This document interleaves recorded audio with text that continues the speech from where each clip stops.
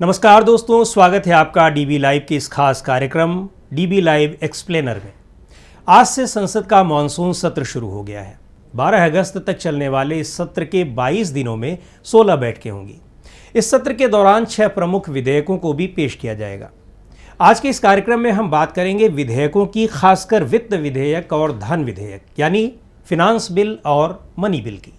ये क्या होते हैं, इनमें अंतर क्या है और इन्हें लेकर किस तरह के विवाद सामने आते रहते हैं।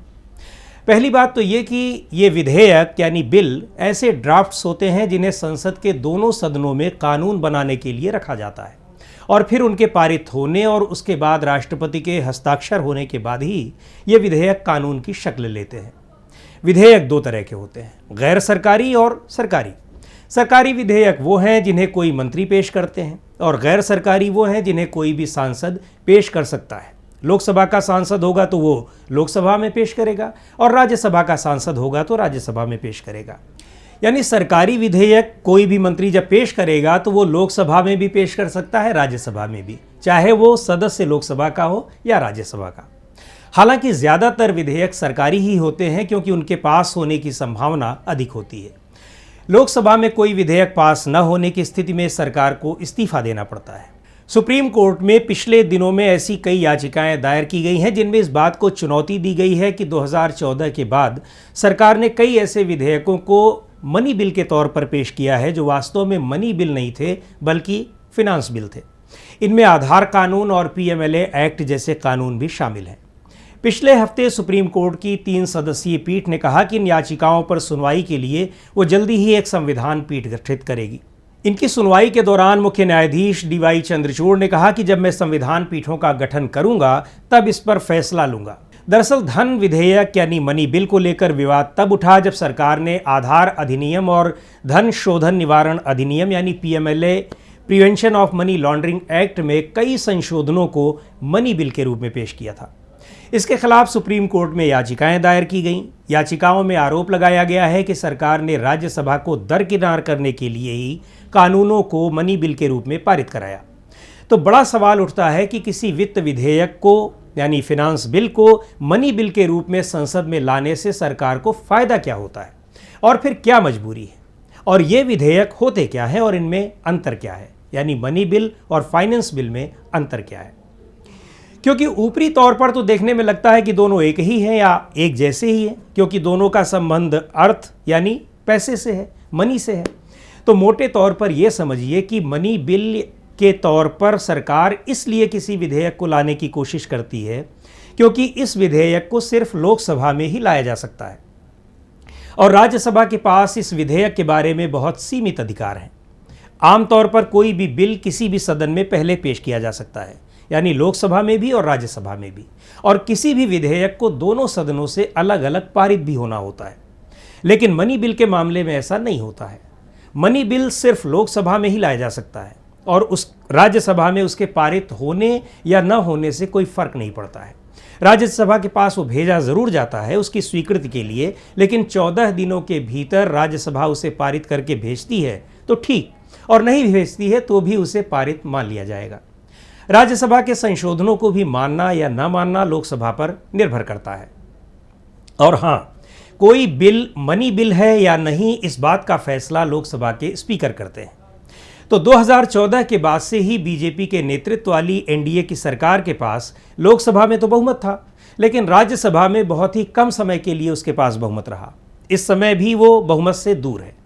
ऐसे में उसने तमाम ऐसे विधेयकों को मनी बिल के रूप में लाने की कोशिश की जिनके राज्यसभा में पास होने की उसे उम्मीद नहीं थी, क्योंकि विपक्ष के ज़्यादातर सदस्य उन विधेयकों का विरोध कर रहे थे और जाहिर है राज्यसभा में उसके खिलाफ वोटिंग करते और विधेयक पारित न हो पाता। तो इसकी काट निकालने के लिए सरकार उन विधेयकों को धन विधेयक के रूप में यानी मनी बिल के रूप में ले आई। लेकिन आपत्ति इसलिए जताई गई क्योंकि हर एक विधेयक को यूं ही मनी बिल के तौर पर नहीं लाया जा सकता है। पिछले साल 17वीं लोकसभा के मानसून सत्र में भी digital personal data protection bill को लेकर भी विवाद हुआ था। दरअसल है क्या, कोई भी बिल या विधेयक जो रेवेन्यू या एक्सपेंडिचर से यानी राजस्व और खर्च से संबंधित होता है उसे फाइनेंस बिल कहते हैं। इसके बारे में संविधान के आर्टिकल 117 में प्रावधान किया गया है। इस आर्टिकल के मुताबिक any bill can be considered as a finance bill that relates to revenue और एक्सपेंडिचर।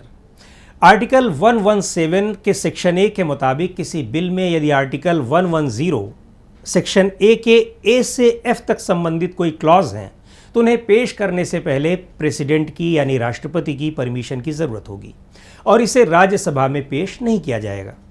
ऐसे फाइनेंस बिल के उदाहरण मनी बिल हैं और दूसरे तरह के फाइनेंस बिल में आर्टिकल 117 सेक्शन 3 के तहत आने वाले बिल हैं जो सामान्य विधेयकों की तरह ही होते हैं।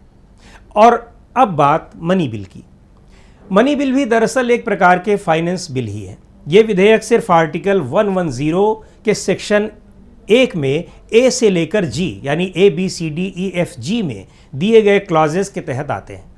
मनी बिल के बारे में संविधान के आर्टिकल 110 में बताया गया है। उसके अनुसार मनी बिल उस बिल को कहेंगे जिसमें टैक्स से संबंधित बातें हो, यानी नया टैक्स लगाना हो या फिर कोई टैक्स हटाना हो इत्यादि, या केंद्र सरकार द्वारा उधार लिए गए धन के विनियमन यानी रेगुलेशन से संबंधित बात कही गई हो, या फिर जिसमें भारत की संचित निधि यानी कंसोलिडेटेड फंड से पैसा निकालने की बात हो। तो किसी भी सामान्य विधेयक या फिनांस बिल को संसद के किसी भी सदन में पेश किया जा सकता है, लेकिन मनी बिल को सिर्फ लोकसभा में ही पेश किया जा सकता है, जैसा कि आर्टिकल 117 के सेक्शन 1 में प्रावधान किया गया है।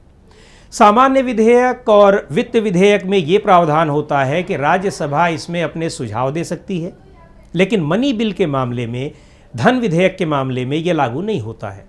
मनी बिल को सिर्फ लोकसभा में ही पेश किया जा सकता है और पेश करने से पहले प्रेसिडेंट की मंजूरी लेनी जरूरी है।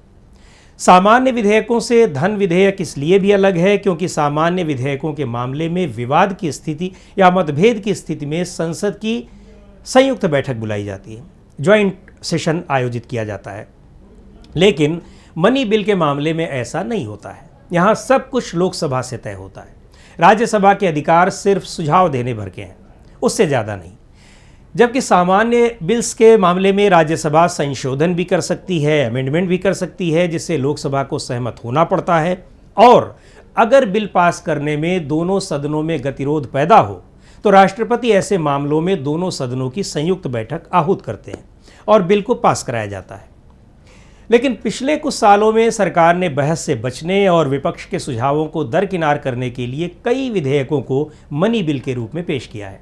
इनमें सबसे चर्चित उदाहरण आधार एक्ट 2016 और फाइनेंस एक्ट 2017 का है।